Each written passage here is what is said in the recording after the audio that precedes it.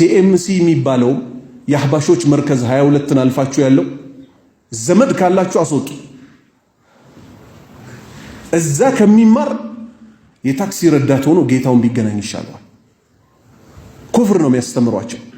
ምላስ በልብ ላይ ያለው ተጽዕኖ ይኸው ነብዩ ሰለላሁ ዐለይሂ ወሰለም ማራሁ ኢማም አሕመድ ፊ ሙስነዲሂ ቃለ ረሱሉላህ ሰለላሁ ዐለይሂ ወሰለም ላ የስተቂሙ ኢማኑ ዓብድን ሐታ የስተቂመ ቀልቡሁ ወላ የስተቂሙ ቀልቡሁ ሐታ የስተቂመ ሊሳኑሁ። ላ ኢላሃ ኢለላህ። ለዚህ ነው የምልህ ተሳዳቢ ክብር የሚነካ ዓሊምና ዳዒ ካየ ይሄ ቀልቡ የተበላሸ እኮ ነው። እንዴት ብለህ ከሱ ጋር ትቀርባለህ? ከይፍ ሰሜት ወላ ሰሜት ሽሽበት መፍሁም።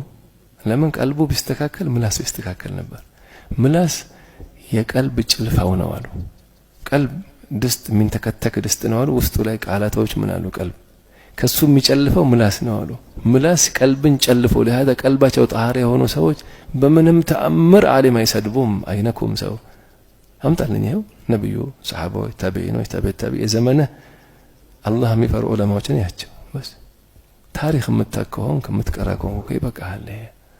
ሰሜት ወለማ ሰሜት አላህ ደብስተና ለሃዳ አንድ ሰው ልቡ እስኪስተካከል ድረስ ኢማኑ አይስተካከልም።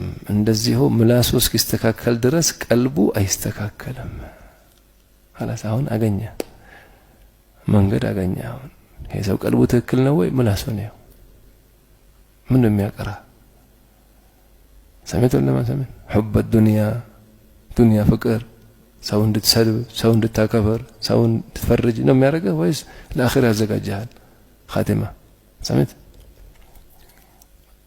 والله أعلم.